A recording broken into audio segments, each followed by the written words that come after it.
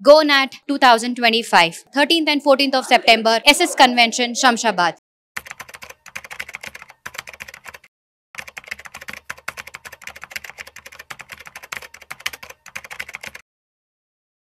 Hello నమస్తే, welcome to Suman TV. ప్రస్తుతం మనతో పాటు స్టూడియోలో mutual funds distributor Veldi Chakradhar గారు ఉన్నారు. వీరితో ఈరోజు మనం కొన్ని విషయాల గురించి చర్చిద్దాం.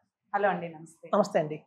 సో చాలా మంది అడ్వైస్ చేస్తూ ఉంటారు ఎస్ఐఎఫ్స్ చేస్తే కొంచెం బెటర్గా ఉంటుంది అని చెప్పు. ఎందుకు అవి బెస్ట్ అని అంటారు అసలు? ఇది యాక్చువల్గా ఎస్ఐఎఫ్ కొత్తగా లాంచ్ అవుతుందండి. మన సెబీ వాళ్ళు ఆల్రెడీ ఎప్పటి నుంచో మనం అనుకుంటున్నాం, ఎయిడ్ చేస్తున్నాం. కరెక్ట్. అంటే మ్యూచువల్ ఫండ్స్లో చూడండి, మినిమంగా 1000 రూపీస్ ఇన్వెస్ట్మెంట్ చేయొచ్చు, 10,000 ఇన్వెస్ట్మెంట్ చేయొచ్చు. అలాగే నెక్స్ట్ పిఎంఎస్ ఉంది, అది మినిమం వచ్చి 50 lakhs పెట్టాలి. సో ఈ 50 lakhs పిఎంఎస్కి ఈ 10,000 మ్యూచువల్ ఫండ్స్కి మధ్యలో ఏదన్నా ఉందా అంటే అది కొత్తగా వచ్చిన SIF, specialised investment fund. Minimum పెట్టాల్సింది ఎంత అంటే 10 lakhs పెట్టాలి అందులో. ఓకే. సో ఈ మరి మ్యూచువల్ ఫండ్స్ కంటే ఇది ఎలా బెటర్, ఈ ఎస్ఐఎఫ్ ఎందుకు బెటర్ అంటే, ఈ మ్యూచువల్ ఫండ్స్ లో లేనిది ఎస్ఐఎఫ్ లో ఉన్నది ఏంటి అంటే డెరివేటివ్స్. సో డెరివేటివ్స్ అనేది చాలా మంచి కాన్సెప్ట్ ఉంటుందండి. ఆ డెరివేటివ్స్ లో కూడా 3 ఉంటాయి ఆప్షన్స్. ఒకటి ఏంటంటే స్పెక్యులేషన్ అంటారు, ఇంకోటి హెడ్జింగ్ అంటారు, ఇంకోటి ఆర్బిట్రాజ్ అంటారు. ఈ స్పెక్యులేషన్, హెడ్జింగ్, ఆర్బిట్రాజ్ ఇలాంటి 3 ఫెసిలిటీస్ కూడా మనకి డెరివేటివ్స్ లో వస్తాయి. ముందు ఆర్బిట్రాజ్ అంటే ఏంటో చూద్దాం. ఇప్పుడు చూడండి, సపోజ్ రిలయన్స్ ఇండస్ట్రీస్ ఉంది, ఎగ్జాంపుల్ చెప్తున్నాను. రిలయన్స్ ఇండస్ట్రీస్ ఉంది.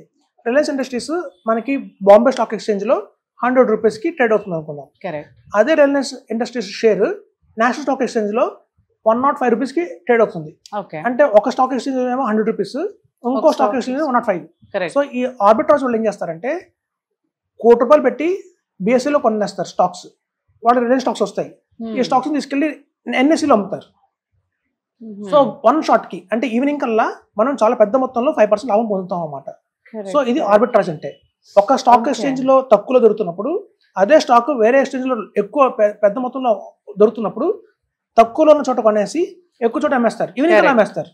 అలా అమ్మేసిన వల్ల వాళ్ళకి చాలా లాభం వస్తుందండి. ఇది ఆర్బిట్రాజ్. సో ఇది మనకి ఇంట్రాడే రూపంలో మనకి ఎస్ఐఎఫ్ లో దొరుకుతుంది. స్పిన్నింగ్ అంటారు, స్పెక్యులేషన్ అంటారు. స్పెక్యులేషన్ అంటే ఏంటంటే, సపోజ్ చూడండి, మనకి కాల్ ఆప్షన్, పుట్ ఆప్షన్స్ అన్ని మనకి ఆప్షన్స్ దొరుకుతాయి అన్నమాట. ఈ కాల్ ఆప్షన్, పుట్ ఆప్షన్ ఎలా ఉంటుందంటే, ఇప్పుడు చూడండి, ఇవాళ నా దగ్గర షేర్ ఉంది, 100 రూపీస్ దొరుకుతుంది. ఒక 10 years తర్వాత, లేకపోతే ఒక 5 years తర్వాత, లేదా ఈవెన్ ఒక 6 months తర్వాత కూడా అవ్వచ్చు, షార్ట్ టర్మ్ కూడా అవ్వచ్చు. 6 months తర్వాత ఈ 100 రూపీస్ షేర్ 120కి వెళ్తుంది అని నాకు ఒక మైండ్ లో ఒక ఆప్షన్ ఉందనుకోండి, నేను ఇవాళ దాన్ని లాక్ చేసుకుంటాను. 120 రూపీస్కి నేను దాన్ని కొనుక్కుంటాను అని చెప్పి, దానికి కొంచెం ప్రీమియం కట్టాల్సి ఉంటుంది. ప్రీమియం 5 రూపీస్ కడతాను నేను ప్రీమియం. సో ఆ రోజు వచ్చిన తర్వాత అది 120 వచ్చింది అనుకోండి, నేను దాన్ని ఎగ్జిక్యూట్ చేస్తాను. అప్పుడు నాకు 120 రూపీస్ లాభం వచ్చేసినట్టే. బై ఛాన్స్ మార్కెట్ పడిపోయింది అనుకోండి, ఏదైనా సందర్భం వల్ల అది 110 అయింది, లేకపోతే ఇంకా తక్కువ అయింది అనుకోండి, నేను దాన్ని ఎగ్జిక్యూట్ చేయను. అప్పుడు నాకు నష్టం ఎంత అంటే 5 రూపీసే నష్టం. సో ఇలాంటి ఒక మంచి ఆప్షన్ అయితే మనకి డెరివేటివ్స్ లో ఉంది. సో ఈ స్పెక్యులేషన్ వల్ల కూడా మనకి డెరివేటివ్స్ లో ఎక్స్ట్రా లాభాలు వస్తాయి. సో రాబోయే రోజుల్లో మనం ముందే గెస్ట్ చేస్తే కనుక ఆ రిటర్న్ ని మనం ముందే ఫ్యూచర్ గా రిటర్న్ ని మనం క్లాక్ చేసేసుకోవచ్చు. ఈవెన్ సెల్లింగ్ లో కూడా అదే జరుగుతుంది పుట్ ఆప్షన్ లో. ఇది ఒక మంచి ఆప్షన్ ఉంది. ఇంకోటి హెడ్జింగ్ ఉంది.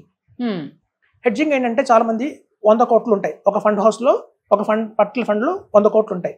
సో ఫండ్ మేనేజర్ తెలుసు రాబోయే రోజుల్లో మార్కెట్ బాగా పడిపోతుంది, ఈ నా చూస్తున్న ఈ ప్రిన్సిపల్ ప్రొటెక్షన్ కూడా నేను చేసుకోవాలి ఏదన్నా అని వాళ్ళు ఏం చేస్తారంటే, ఈ 100 కోట్లకి నామినల్ గా ఒక 10% రిటర్న్ యాడ్ చేస్తారు. అంటే 110 crores అయింది. ఈ 110 crores ని వేరే వాళ్ళకి హెడ్జ్ చేస్తారు. ఆ తీసుకున్న వాళ్ళు ఏం చేస్తారంటే, వాళ్ళకి 110 కన్నా ఎక్కువ పెరుగుతుంది అనుకున్న వాళ్ళు తీసుకుంటారు దాన్ని. అంటే మనకున్న రిస్క్ ని వేరే వాళ్ళు ట్రాన్స్ఫర్ చేస్తున్నాం. సో ఇట్లా ట్రాన్స్ఫర్ చేయడం వల్ల ఏంటంటే, రేపు మార్కెట్ పడిపోయిందన్నా కూడా నాకు అనుకున్న ప్రిన్సిపల్ ప్లస్ 10% గ్యారంటీగా ఇంట్రెస్ట్ వస్తుంది, హెడ్జ్ చేశాను కాబట్టి. సో ఇట్లాంటి మంచి ఆప్షన్ కూడా మనకి డెరివేటివ్స్ లో ఉంటున్నాయి. సో మ్యూచువల్ ఫండ్స్ లో కేవలం స్టాక్స్ మాత్రమే ఉంటాయి. ఎస్ఐఎఫ్ లో స్టాక్స్ తో పాటు ఈ డెరివేటివ్స్ కూడా ఎక్స్ట్రాగా యాడ్ అవుతాయి. సో స్టాక్స్ కి మన ఎక్స్ట్రా డెరివేటివ్స్ యాడ్ అవుతుందో, దీనివల్ల మనకి చాలా బ్రహ్మాండంగా రిటర్న్స్ అయితే వచ్చే అవకాశం ఉందండి. అయితే చూడండి, బాంబేలో చాలా మంది పెద్ద పెద్ద వాళ్ళు కూడా డెరివేటివ్స్ లో పెట్టి డబ్బులు పోగొట్టుకున్న వాళ్ళు ఉంటారు. రిస్క్ కూడా అలాగే ఉంటుంది. రిటర్న్ ఎంత బాగా ఉంటుందో రిస్క్ కూడా అలాగే ఉంటుంది ఇందులో. ఇది కామన్ మ్యాన్ చేయలేరండి. ఇది ఎక్స్పర్ట్స్ ఎవరైతే ఉంటారో ఫండ్ మేనేజర్స్, వాళ్ళ సుదీర్ఘమైన ఎక్స్పీరియన్స్ తోటి వాళ్ళకి చాలా ఇన్సైడ్ వాళ్ళ రిపోర్ట్స్ వస్తాయి, ఎలా చేయాలి, దీన్ని ఎగ్జిక్యూట్ చేయాలి అనేది వాళ్ళకి ప్రాపర్ గా ట్రైనింగ్ ఉంటుంది. సో ఆ బేసిస్ మీద బెటర్ గా ఉంటుంది. సో కాబట్టి మనం సొంతంగా డెరివేటివ్స్ చేసుకోకూడదు. అలా చేయకుండా మనం కనుక 10 lakhs కనుక వెలకిస్తే ఈ ఎస్ఐఎఫ్ ద్వారా మనకి బెటర్ ఆప్షన్ అయితే ఉంటుంది. మ్యూచువల్ ఫండ్స్ కంటే ఎక్స్ట్రా రిటర్న్ అయితే వస్తుంది, ఎక్స్ట్రా మైలేజ్ వస్తుంది. అయితే ఈ ఎస్ఐఎఫ్ లో కూడా మనకి మ్యూచువల్ ఫండ్స్ లో ఎలా అయితే equity funds, debt funds, hybrid funds అని 3 రకాల కేటగిరీస్ ఉన్నాయో, అలాగే మనకి ఎస్ఐఎఫ్ లో కూడా ప్యూర్ ఈక్విటీ, హైబ్రిడ్, డెట్ అనే కేటగిరీస్ కూడా ఉన్నాయి. ఇందులో మనం 10 lakhs కావాలంటే ఈక్విటీలో 6 lakhs, హైబ్రిడ్ 2 lakhs అలా స్ప్లిట్ కూడా చేసుకోవచ్చండి. మొత్తం హిట్కి పెట్టాల్సిన అవసరం లేదు. సో ఇట్లాంటి మంచి మంచి ఆప్షన్స్ తో కూడా మనకి SEBI, security exchange board of India వాళ్ళు లాంచ్ చేయడం జరిగింది. మనకి దివాళీ తర్వాత నుంచి అందుబాటులోకి వస్తున్నాయి అందరికీ కూడా. సో ప్రేక్షకులు చెప్పేది ఏంటంటే సిద్ధం చేసుకోండి, 10 lakhs మనకి దీవాళికి మంచి ఆప్షన్ వచ్చింది, ఎస్ఐఎఫ్ చేస్తుంది. మనం ప్రాపర్గా ఇన్వెస్ట్మెంట్ చేయండి. 10 lakhs కనుక అలా లంసంగా ఇన్వెస్ట్మెంట్ చేసి కనుక వదిలేస్తే, మనం గతంలో ఎపిసోడ్లో చెప్పుకున్నాము, లంసంగానే మనకి ఎప్పుడైనా ఈక్విటీ రిటర్న్స్ వస్తాయి. సో 80,000 levels లో కనుక మనం 10 lakhs లంసంగా ఎస్ఐఎఫ్ లో పెడితే కనుక రేపు పొద్దున ఫ్యూచర్లో 2035 నాటికి ఎప్పుడైతే 2,25,000 అయితే స్టాక్ మార్కెట్, మనకి బ్రహ్మాండంగా రిటర్న్స్ అయితే చూడొచ్చు. So SIF is the best option.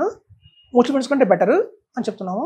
దీనికి టాక్సేషన్ కూడా ఎలా ఉంటుందంటే మ్యూచువల్ ఫండ్స్ టాక్సేషన్ ఉంటుంది. ఇప్పుడు చూడండి, పిఎంఎస్ మనకి 3 రకాలు ఉంటాయి.